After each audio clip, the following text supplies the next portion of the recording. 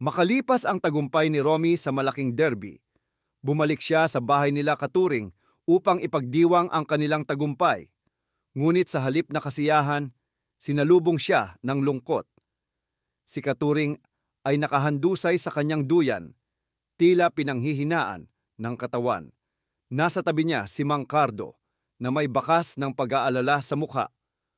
Romy, kailangan mong malaman, matagal nang may iniinda si Katuring. Matagal na niyang nilalabanan ang sakit na ito. Lolo, bakit hindi niyo po sinabi? Ngumiti si Katuring, pilit na nagpakita ng tapang. Apo, wala kang dapat alalahanin. Ang mahalaga'y natutunan mo na ang dapat mong matutunan.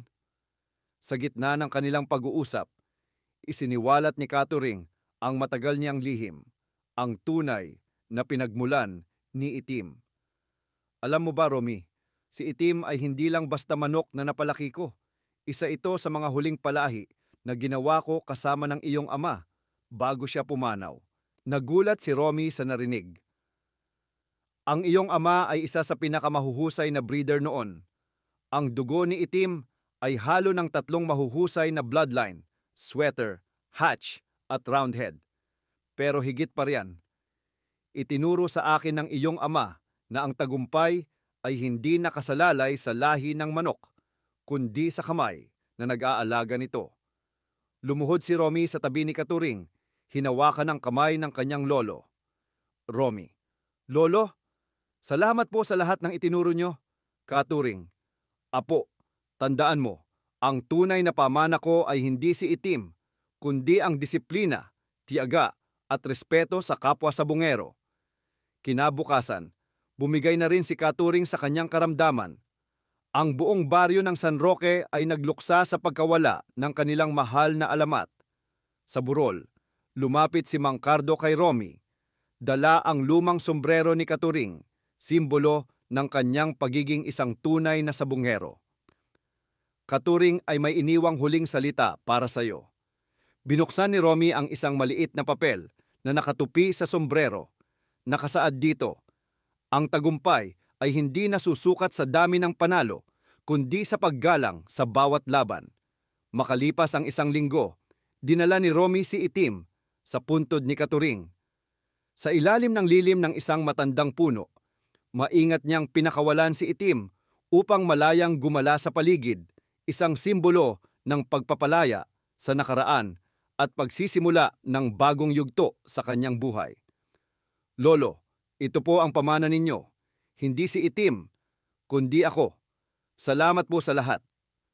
Sa huling eksena, makikita si Romy na lumalakad palayo, bitbit ang sombrero ni Katuring, isang batang sabungero na ngayon ay tagapagmana ng kaalaman at karangalan na iniwan ng kanyang lolo. Matagal bago maging isang alamat sa sabungan, si Katuring ay isang batang sabungero na kilala sa kanyang sipag ngunit kulang sa diskarte.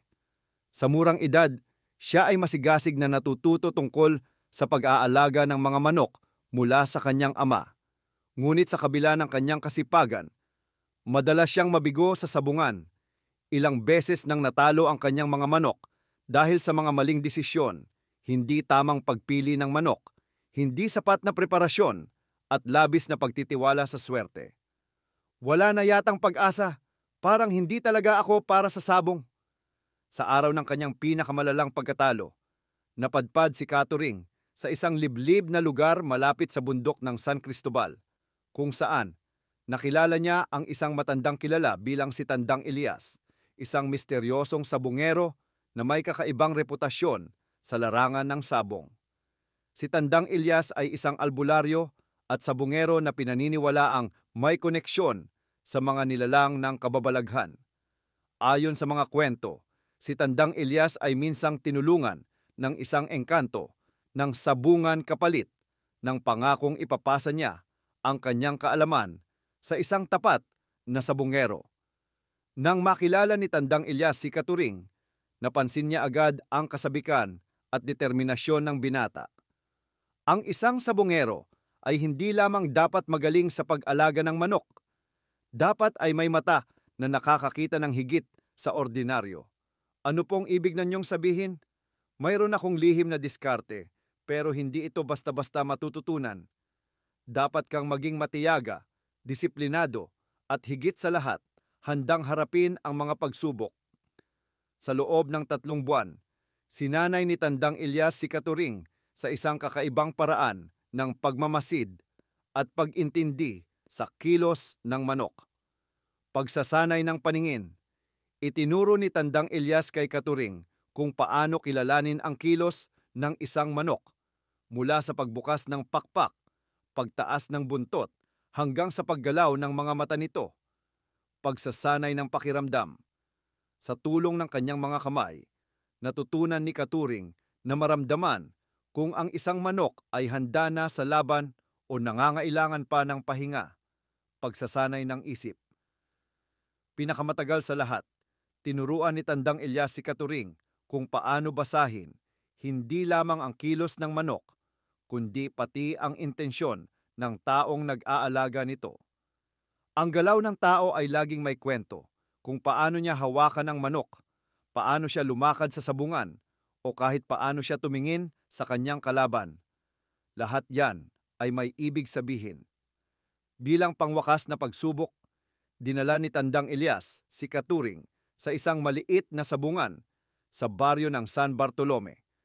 Dito, itinuro ni Tandang Ilyas kay Katuring na may mga taong gumagamit ng masamang orasyon upang kontrolin ang kilos ng kanilang kalaban. May mga sabungero na nagtitiwala sa masamang anting-anting, pero tandaan mo ito, wala nang mas mahusay na sandata kundi ang pag-intindi sa kalaban at tiwala sa sarili. Sa naturang laban, napansin ni Katuring na ang kanyang kalaban ay may kakaibang kilos, tila kinakabahan, ngunit pilit na nagkukubli. Naalala ni Katuring ang aral ni Tandang Ilyas. Ang tunay na takot ay nakikita sa mga mata. Sa tamang tiyempo, hinintay ni Katuring na magkamali ang kalaban bago pinakawalan ang kanyang manok. Sa isang mabilis na galaw, nanalo si Katuring ang kanyang unang malaking tagumpay. Matapos ang tagumpay na iyon, nagpaalam si Tandang Ilyas kay Katuring. Tandaan mo, gamitin mo ang kaalaman mo hindi para sa kasakiman, kundi para sa tamang dahilan. Makalipas ang maraming taon, sa kanyang katandaan, ipinaabot ni Katuring ang mga aral na ito kay Romy. Ang sikreto sa tagumpay sa sabong ay hindi nasa lakas ng manok, kundi sa pagiging mapanuri at mahinahon sa bawat desisyon. Sa huling bahagi ng episode, lilitaw si Mr. Chua na hawak ang isang misteryosong anting-anting, tila nagpapahiwatig ng kanyang plano sa mga susunod na kabanata. Hindi pa tapos ang laban. Matapos ang tagumpay ni Romy sa derby, bumalik siya sa lumang bahay ni Katuring upang ayusin ang mga gamit ng kanyang lolo. Sa isang lumang baul na gawa sa kahoy, natagpuan niya ang mga dokumento ng bloodlines ng mga manok ni Katuring. Isa sa mga papeles ay may markang Santiago Black, isang pangalan na ngayon lang niya narinig. Bukod dito, may nakita rin siyang isang anting-anting na yari sa kahoy na may inukit na imahe ng isang tandang na may matalim na mata. Sa likod nito ay may nakasulat, "Ang susi ng tagumpay ay nasa kaalaman ng nakaraan." Habang iniisip ni Romy ang kahulugan nito, dumating si Mang Cardo, isang matandang kaibigan ni Katuring. "Iyang papel na yan," sabi ni Mang Cardo, habang tinuturo ang dokumento, "ay bahagi ng lihim na kasaysayan ni Katuring." Ikinuwento ni Mang Cardo na ang Santiago Black ay isang espesyal na bloodline na nagmula kay Gavino Santiago, isang bantog na breeder noong panahon ng mga Amerikano.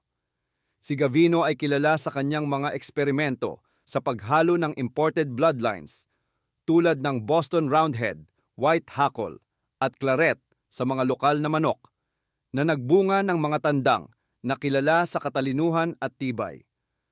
Ang mga tinuruan ni Gavino ay hindi lang basta breeders. Karamihan sa kanila ay naging mga alamat sa sabungan. Isa sa mga naging apprentice ni Gavino ay si Katuring, isang batang sabungero noon na inalagaan niya at tinuruan ng mga sikreto ng pagpapalahi. Nang sumiklab ang ikalawang digmaang pandaigdig, maraming sabungan ang isinara. Maraming magagaling na manok ang ninakaw ng mga sundalong Hapones upang gawing pagkain. Ngunit ayon sa alamat, si Gavino ay nagtago ng ilang piling bloodlines sa isang lihim na manukan sa kabundukan ng Zambales, kabilang dito ang orihinal na Santiago Black. Ang tandang na yon, sabi ni Mang Cardo, ay pinaniniwala ng may anting-anting na nagbibigay ng tagumpay sa sabong, pero mas mahalaga ang koneksyon nito sa nag-aalaga sa kanya. Ipinakita ni Romy ang anting-anting na natagpuan niya sa lumang gamit ni Katuring. Napansin ni Mang Cardo na ang ukit sa anting-anting ay kapareho ng simbolo sa kulungan ni Itim. Sabi ng matatanda, ang anting-anting na yan ay hindi nagbibigay ng kapangyarihan sa manok, kundi sa taong nag-aalaga nito. Ang tagumpay ay nasa puso't isip ng sabungero. Habang binabalikan ni Romy ang mga alaala ng kanyang lolo, nalaman niya na si Mr. Chua ay may hinahanap na lumang bloodline, ang Santiago Black. Naniniwala si Mr. Chua na ito ay susi sa kanyang tagumpay sa malalaking derby. Nagsimula nang magpadala si Mr. Chua ng mga tauhan upang hanapin ang lumang manukan sa kabundukan ng Zambales. Kapag nakuha nila yon, sabi ni Mang Cardo, hindi magdadalawang isip si Mr. Chua na gamitin ito sa maduming paraan. Upang pigilan si Mr. Chua, naglakbay sina Romy at Gardo patungo sa lumang manukan ni Gavino Santiago. Sa kanilang paglalakbay, nakasalubong nila ang isang grupo ng matatandang breeder na nagkuwento tungkol sa Santiago Black. Ang Santiago Black ay hindi para sa mga gahaman, babala ng isa sa kanila. Ang sumubok na gamitin ito para sa kasakiman ay laging napapahamak. Pagdating ni Romy at Gardo sa lumang manukan, naabutan nila sina Mr. Chua at Berting na nagpaplano ng kunin ang mga natitirang Santiago Black. Nagkaroon ng mainit na pagtatalo na nauwi sa kaguluhan. Sa gitna ng tensyon, isang Santiago Black na manok ang nakatakas mula sa kulungan at biglang sumugod kay Berting. Sa pagkabigla, nadulas si Berting at nahulog sa isang mababaw na bangin. Sa kabutihang palad, walang masamang nangyari sa kanya, ngunit ang pangyayari ay nagsilbing babala kay Mr. Chua na itigil na ang kanyang kasakiman. Ang kasakiman ay laging may kapalit, sabi ni Mang Cardo. Matapos ang lahat, ibinalik ni Romy ang mga natirang Santiago Black sa tahanan ni Katuring sa San Roque. Sa tulong ni Gardo at Mang Cardo, sinimulan niyang ipagpatuloy ang pag-aalaga ng mga manok gamit ang mga aral na natutunan niya mula kay Katuring, disiplina, tiyaga at respeto sa kapwa. Ang tunay na pamana ay hindi ang manok, kundi ang kaalamang dala nito, bulong ni Romy habang nag-aalay ng kandila sa puntod ni Katuring. Ang tagumpay ay hindi nasusukat sa dami ng napanalunan, kundi sa karangalang iniwan mo sa mga susunod na henerasyon.